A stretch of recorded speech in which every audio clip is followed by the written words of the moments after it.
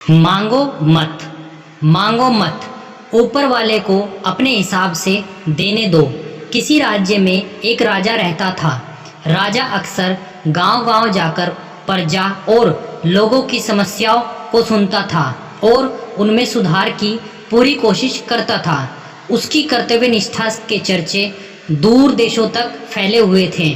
ऐसे ही एक बार राजा किसी गांव में प्रजा की समस्याओं को जानने के लिए भ्रमण पर निकले हुए थे।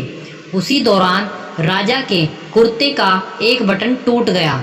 राजा ने तुरंत मंत्री को बुलाया और आदेश दिया कि जाओ, इस गांव में से ही किसी अच्छे से दर्जी को बुला लाओ जो मेरे कुर्ते का बटन लगा दे। तुरंत पूरे गांव में अच्छे दर्जी की खोज शुरू हो गई। संयोग से उस गांव में एक ही दर्जी था जिसकी गांव में ही एक छोटी सी दुकान थी। दर्जी को राजा के पास लाया गया। राजा ने कहा, मेरे कुर्ते का बटन सील सकते हो? दर्जी ने कहा, जी हुजूर, ये कौन सा मुश्किल काम है।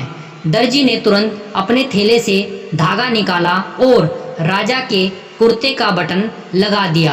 राजा ने खुश होकर दर्जी से कहा, बताओ तुम्हें इस काम के कितने पैसे दूं?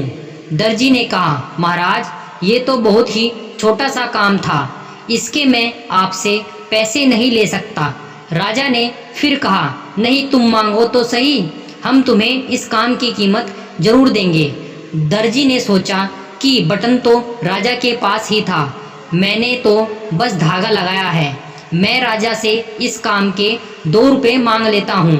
फिर से दर्जी ने मन में सोचा कि मैं राजा से अगर 2 रुपये मांगूंगा तो राजा सोचेगा कि इतने से काम के इतने सारे पैसे मांग रहा है, कहीं राजा ये न सोचे कि बटन लगाने के मेरे से 2 रुपये ले रहा है तो गांव वालों से कितना लेता होगा ये दर्जी। यही सोचकर दर्जी ने कहा, महाराज, आप अपनी स्वेच्छा से कुछ भी दे दें। अब राजा को भी अपनी हैसियत के हिसाब से देना था ताकि समाज में उसका रुतबा छोटा न हो जाए। यही सोचकर राजा ने दर्जी को 2 गांव देने का आदेश दे दिया। अब दर्जी मन ही मन में सोचने लगा कि कहाँ तो मैं 2 रुपये मांगने की सोच रहा था और कहाँ तो राजा ने 2 गांव का मालिक मुझे बना दिया।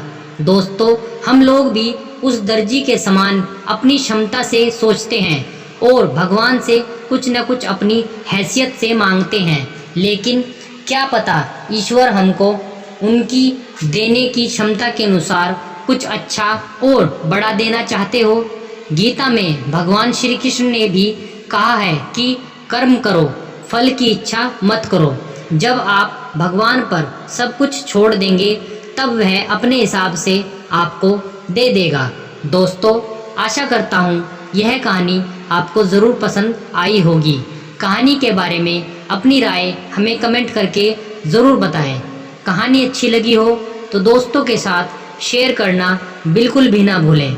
चैनल पर पहली बार आए हैं तो चैनल को सब्सक्राइब और बेल आइकन को ज़रूर से दबा लें, जिससे आगे आने वाली कहानी सबसे पहले आप सभी को मिल सके। कहानी सुनने के लिए आप सभी का तहे दिल से बहुत बहुत धन्यवाद।